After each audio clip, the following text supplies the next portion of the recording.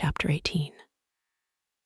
The next day he did not leave the house, and indeed spent most of the time in his own room, sick with a wild terror of dying, and yet indifferent to life itself.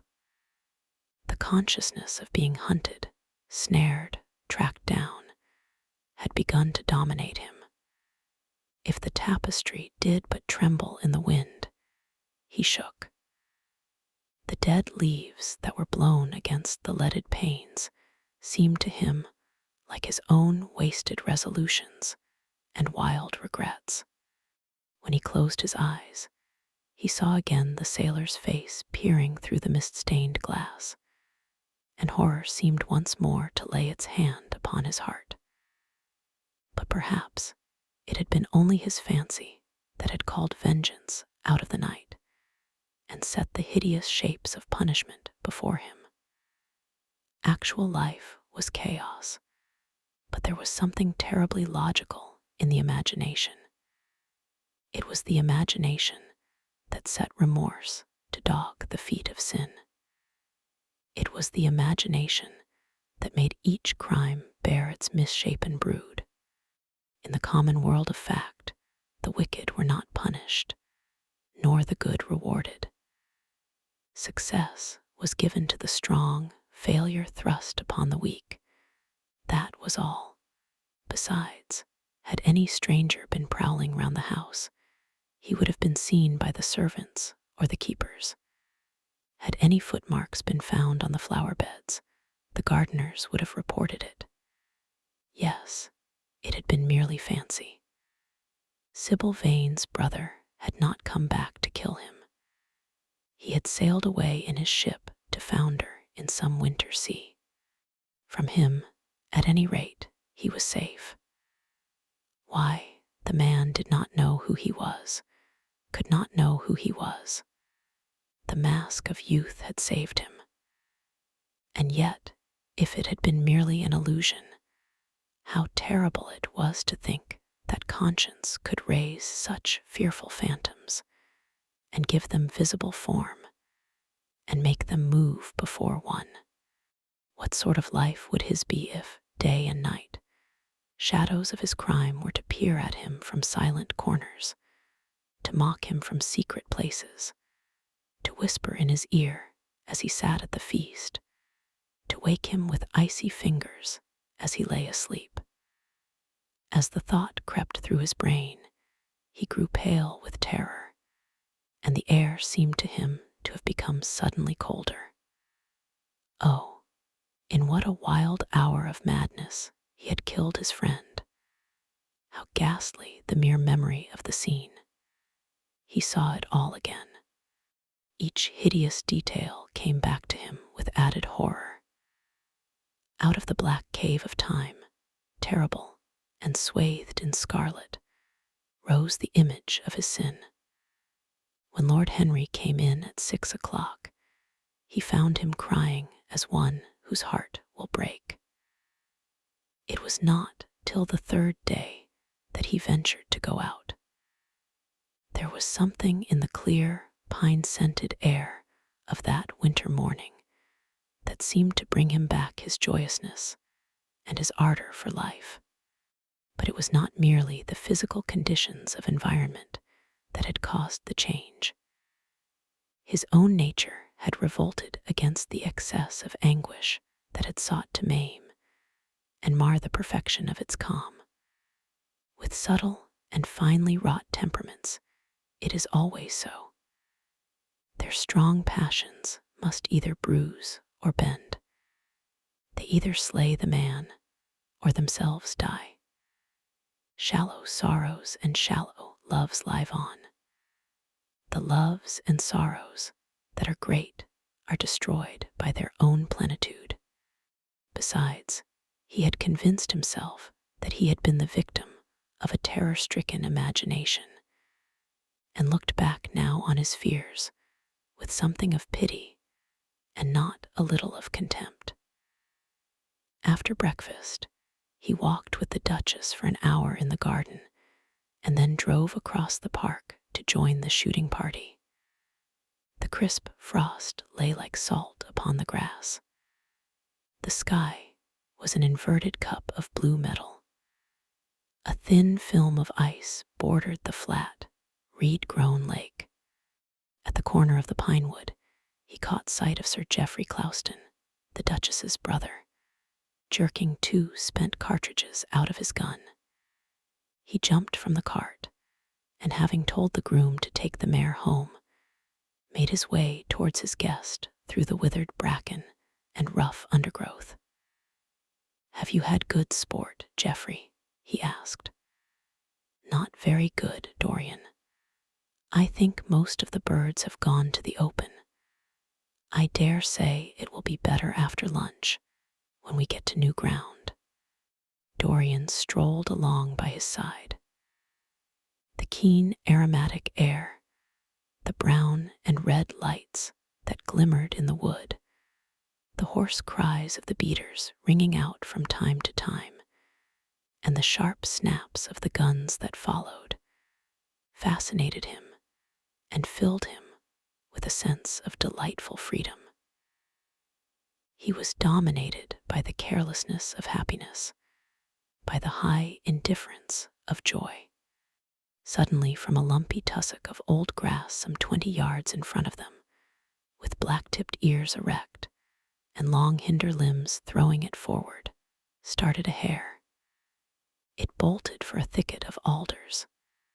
Sir Geoffrey put his gun to his shoulder, but there was something in the animal's grace of movement that strangely charmed Dorian Gray, and he cried out at once, "Don't shoot it, Geoffrey. Let it live." "What nonsense, Dorian," laughed his companion, and as the hare bounded into the thicket, he fired. There were 2 cries heard, the cry of a hare in pain, which is dreadful, the cry of a man in agony, which is worse. "Good heavens, I have hit a beater," exclaimed Sir Geoffrey.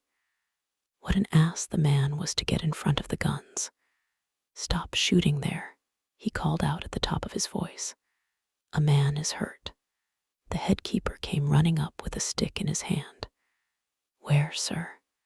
Where is he?" he shouted. At the same time, the firing ceased along the line.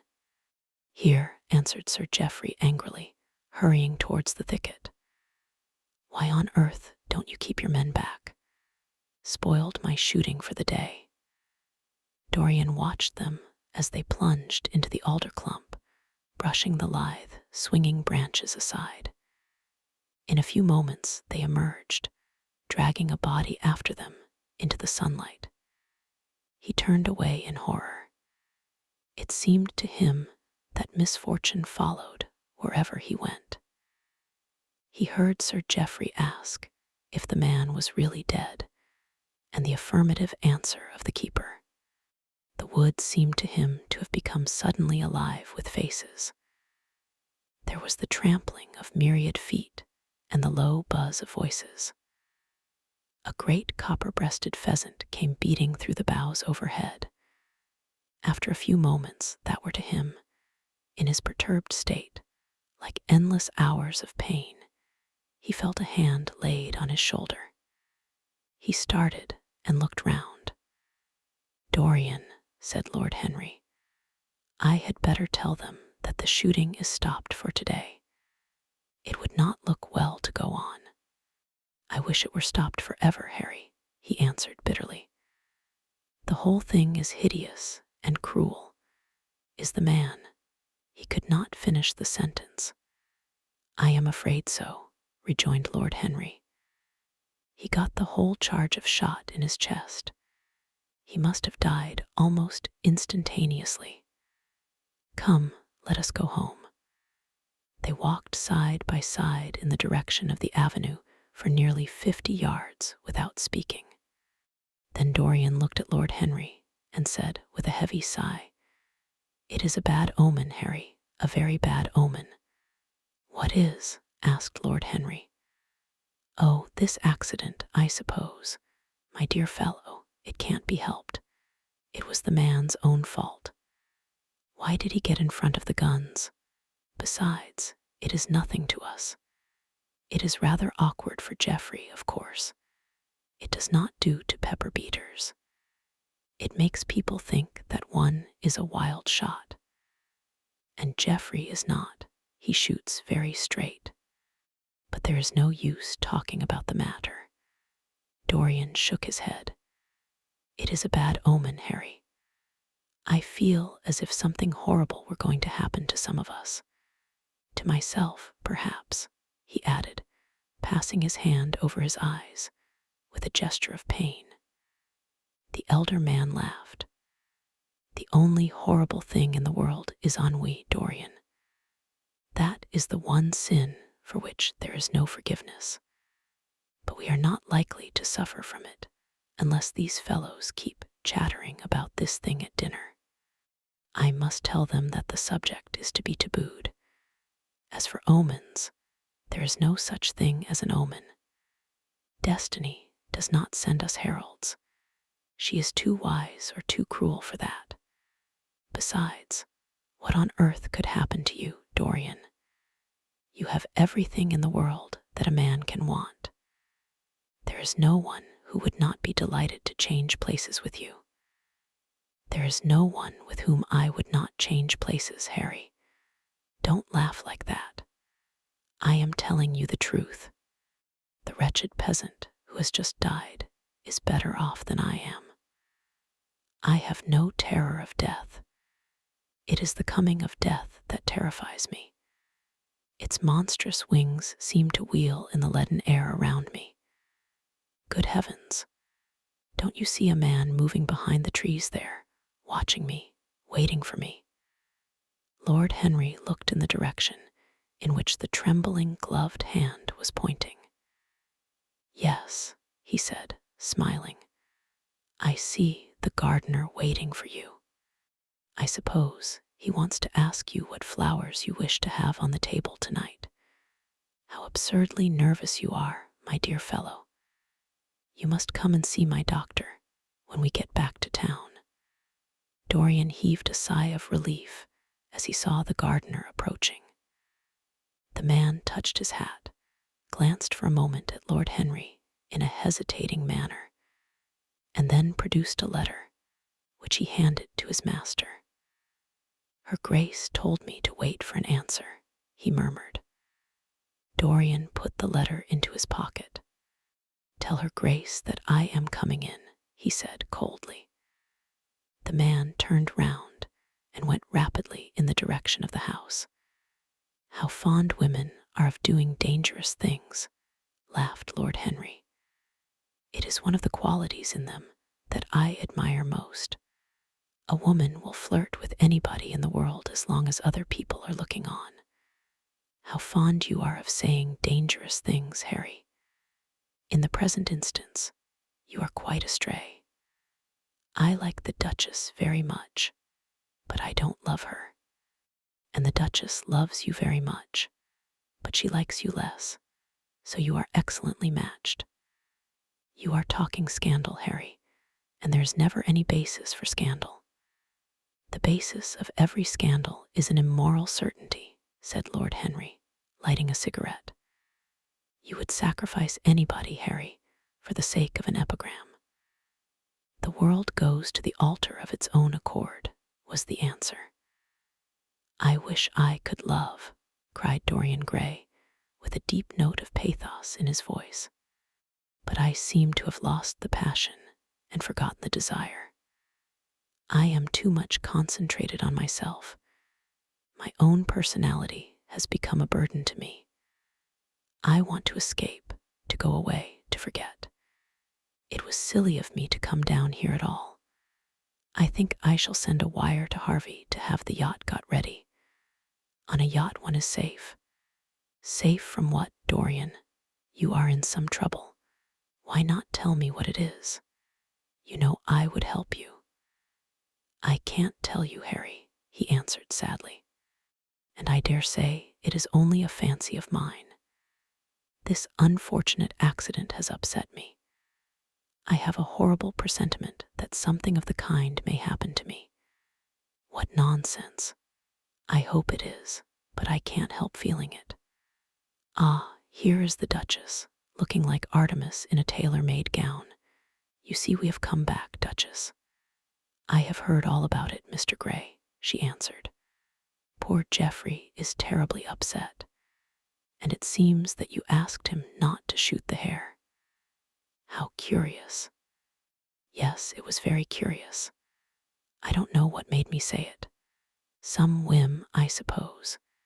It looked the loveliest of little live things. But I am sorry they told you about the man. It is a hideous subject. It is an annoying subject, broke in Lord Henry. It has no psychological value at all. Now, if Geoffrey had done the thing on purpose, how interesting he would be. I should like to know someone who had committed a real murder. How horrid of you, Harry, cried the Duchess. Isn't it, Mr. Gray? Harry, Mr. Gray is ill again. He is going to faint. Dorian drew himself up with an effort and smiled. It is nothing, Duchess, he murmured. My nerves are dreadfully out of order. That is all. I am afraid I walked too far this morning. I didn't hear what Harry said. Was it very bad? You must tell me some other time. I think I must go and lie down. You will excuse me, won't you? They had reached the great flight of steps that led from the conservatory on to the terrace. As the glass door closed behind Dorian, Lord Henry turned and looked at the Duchess with his slumberous eyes. Are you very much in love with him? He asked. She did not answer for some time, but stood gazing at the landscape. I wish I knew, she said at last. He shook his head. Knowledge would be fatal. It is the uncertainty that charms one. A mist makes things wonderful. One may lose one's way. All ways end at the same point, my dear Gladys. What is that? Disillusion. It was my debut in life, she sighed. It came to you crowned. I am tired of strawberry leaves. They become you, only in public. You would miss them, said Lord Henry. I will not part with a petal. Monmouth has ears. Old age is dull of hearing. Has he never been jealous? I wish he had been. He glanced about as if in search of something. What are you looking for? She inquired. The button from your foil, he answered. You have dropped it, she laughed. I have still the mask. It makes your eyes lovelier, was his reply. She laughed again. Her teeth showed like white seeds in a scarlet fruit. Upstairs, in his own room, Dorian Gray was lying on a sofa, with terror in every tingling fiber of his body. Life had suddenly become too hideous a burden for him to bear. The dreadful death of the unlucky beater, shot in the thicket like a wild animal, had seemed to him to prefigure death for himself also. He had nearly swooned at what Lord Henry had said in a chance mood of cynical jesting. At 5 o'clock, he rang his bell for his servant and gave him orders to pack his things for the night express to town, and to have the brougham at the door by 8:30. He was determined not to sleep another night at Selby Royal. It was an ill-omened place. Death walked there in the sunlight. The grass of the forest had been spotted with blood. Then he wrote a note to Lord Henry, telling him that he was going up to town to consult his doctor, and asking him to entertain his guests in his absence. As he was putting it into the envelope, a knock came to the door, and his valet informed him that the head keeper wished to see him. He frowned and bit his lip. Send him in, he muttered, after some moments' hesitation. As soon as the man entered, Dorian pulled his checkbook out of a drawer and spread it out before him. I suppose you have come about the unfortunate accident of this morning, Thornton, he said, taking up a pen. Yes, sir, answered the gamekeeper. Was the poor fellow married? Had he any people dependent on him? Asked Dorian, looking bored. If so, I should not like them to be left in want, and will send them any sum of money you may think necessary. We don't know who he is, sir. That is what I took the liberty of coming to you about.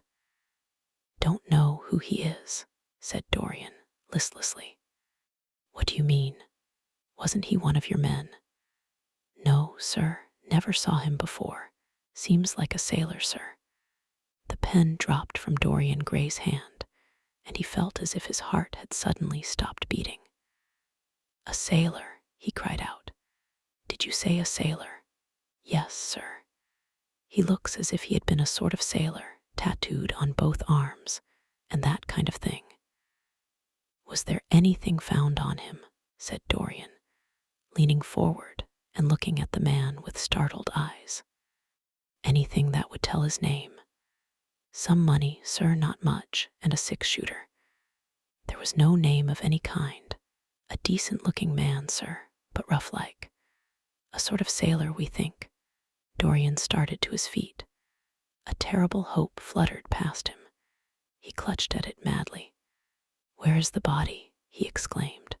Quick, I must see it at once. It is in an empty stable in the home farm, sir. The folk don't like to have that sort of thing in their houses. They say a corpse brings bad luck. The home farm. Go there at once and meet me. Tell one of the grooms to bring my horse round. No, never mind. I'll go to the stables myself. It will save time. In less than a quarter of an hour, Dorian Gray was galloping down the long avenue as hard as he could go. The trees seemed to sweep past him in spectral procession, and wild shadows to fling themselves across his path. Once the mare swerved at a white gatepost and nearly threw him. He lashed her across the neck with his crop, cleft the dusky air like an arrow. The stones flew from her hoofs. At last he reached the home farm. 2 men were loitering in the yard. He leaped from the saddle and threw the reins to one of them. In the farthest stable, a light was glimmering. Something seemed to tell him that the body was there, and he hurried to the door and put his hand upon the latch. There he paused for a moment, feeling that he was on the brink of a discovery that would either make or mar his life. Then he thrust the door open and entered. On a heap of sacking in the far corner was lying the dead body of a man dressed in a coarse shirt and a pair of blue trousers. A spotted handkerchief had been placed over the face. A coarse candle, stuck in a bottle, sputtered beside it. Dorian Gray shuddered. He felt that his could not be the hand to take the handkerchief away, and called out to one of the farm servants to come to him. Take that thing off the face. I wish to see it, he said, clutching at the doorpost for support. When the farm servant had done so, he stepped forward. A cry of joy broke from his lips. The man who had been shot in the thicket was James Vane. He stood there for some minutes looking at the dead body. As he rode home, his eyes were full of tears, for he knew he was safe.